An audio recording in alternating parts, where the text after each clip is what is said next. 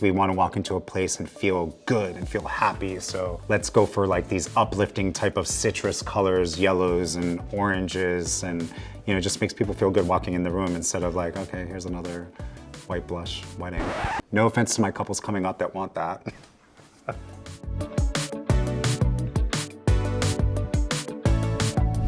I'm not a huge fan of wedding parties, and I think I'm seeing more and more weddings where people are just not, and I'm like, absolutely, let's lean into this. I personally don't love having a wedding party, not because of the sometimes high maintenance folks in the wedding party, but I think when they're standing up there, it's a distraction. So I've seen a lot of people opting to have their wedding party sit in the first row. Maybe they come up and give them a hug and then they go sit. It's just not having them standing the entire time. Let's keep it more intimate. It keeps the stress off of them as well. Having that larger bridal party really eats into the timeline, getting the formalities done. Man, if I could, I would say no wedding party. It's just so stressful. Having all of their emotions come into the room on the morning of the event, sometimes it's like, we could just not have you here.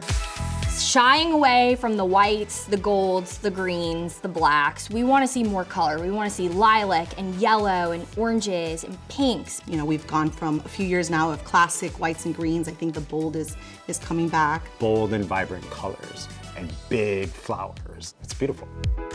In terms of like decor trends, I love that draping has kind of come into play where it's more of this like texture and being able to have more depth into what you're designing, so everything has more of like a sculptural feel, which is really beautiful. We always think of drapery as being on a wall somewhere, but we're seeing a lot of ceiling installs. And even ones that they're not just like swooping, but they're also just coming down vertically.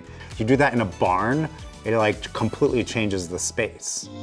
Another trend that I see for 2025 is content creators. We've already started using them for a lot of our weddings, and I think going into 2025, it's gonna gain more popularity. Content creators to me are not taking the place of our cinematographers or videographers. To me, I think they're just an extension.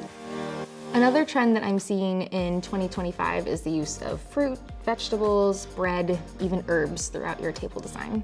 Kind of reminds you of like going to your friend's house or your mom's house or somewhere where there's that really pretty fruit basket in the middle of the table. It just feels comforting, and something about it is very like sentimental and reminiscent. This one is so sick. I love seeing the bejeweled plums and adding in pomegranates and adding in moss and different types of vegetables. I love seeing that because it's so unique and it's so different than just your traditional floral and bud vases or small little vessels. One trend that I have to really be honest about, and they make great photos, but the champagne tower, it is not a good trend, okay? I'm sorry, it's a messy trend, and what you don't know until you do it is how many bottles of champagne you actually need to get every single glass poured out. It is cute for photos, it is a logistical nightmare. We love the champagne tower girlies, we love it so much, but we can move on. Something that I see that's trending are tech-enhanced experiences. It just might be something that's really interactive. Food too. I love culinary experiences. I do love little surprises with your wedding. I love out-of-the-box thinking. So, when a couple wants to bring in their favorite comedian to officiate the wedding, we love experiences like that.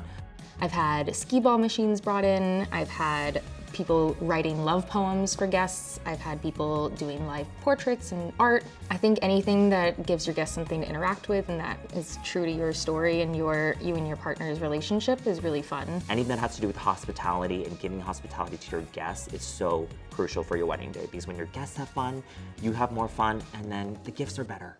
Another trend that is popping up that I think is going to be really popular are portrait booth rather than a photo booth, where you have a stylized backdrop where couples are allowing their guests to kind of have a moment and have their picture taken in a really, elegant way. It could be black and white, it could be an actual setup with like a couch and furniture, and so it's not like you're holding props like a photo booth, but more, more elegant.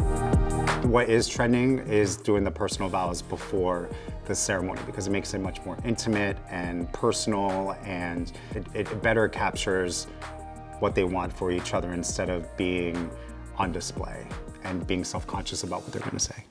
Simple cakes like in a heart-shaped cake or a vintage style cake, or even just a very simple plain ice cake with adding fruits and vegetables on top.